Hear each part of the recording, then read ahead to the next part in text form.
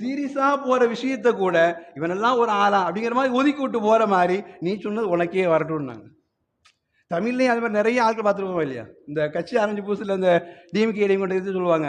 இந்த எம்ஜிஆர் பிரிந்து முதல்ல வந்து கட்சி ஆரம்பிக்கிற பொழுது கலைஞர் வெளியே வர்றார். அப்போ எம்ஜிஆர்கிட்ட போய் சொன்னாங்களாம், இது அரசியல் ஒரு புரிவுக்காக சொல்ல வர்றேன். அப்போ அவர்கிட்ட போய் சொன்னாங்களாம், நீங்கள் மட்டும் அனுமதி கொடுத்தீங்கன்னா கோபாலபுரத்தை போய் அவருடைய தலையை சீவிட்டு வந்தாரவன். வந்து நேர கலைஞர் வந்து கேட்டாங்களாம், என்னங்க இப்படிலாம் பேசுகிறாங்கன்னு.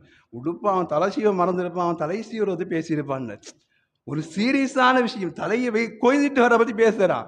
ஆனால் இவர் சிரிச்சுக்கிட்டே சொன்னார், விடு தலை சீவ மறந்துருப்பான், தலை சீவரை பற்றி அவன் பேசுகிறான், ஏன் தலை சீவரை பற்றியே பேசினான்னு. நினைச்சிருந்தா அரசியல் சூழல் எப்படியோ மாறி இருக்க முடியும். ஒரு சீரியஸ் விஷயத்தை கூட இவனெல்லாம் ஒரு ஆறாம் அதிகாரம் அப்படின்னு கடந்து விட்டு போற பாருங்க. அந்த சிந்தனை இன்னைக்கு உலகத்துல இல்லாததினால்தான் ஆயிஷார்ல அப்படி கொந்தளித்தார்கள். கொந்தளித்த ஆயிஷார்ல ஏன் இவங்க கொந்தளிக்கிற, ஏன் நீங்க உன்னுடைய எனர்ஜி வீணாக்கி அவ்வளவு சத்தம் போடுறீங்க, ஏன் அவங்களுக்கு எதிராக பதுவா செய்றீங்க, ஒன்றும் தேவையில்லை, நான் சொல்லி முடிச்சுட்டேன், அலைக்குங்கிற வார்த்தை எல்லாம் முடிஞ்சு போச்சுன்னாங்க. இன்னைக்கு குடும்பத்திற்குள்ளே உறவுகளுக்கு மத்தியில் தெரிஞ்சவன் தான் மச்சனன் தான் பேசின வார்த்தையினால் தாங்க முடியல, எந்திரிச்சு அடிக்கிற அளவுக்கு ஓடுறமா இல்லையா?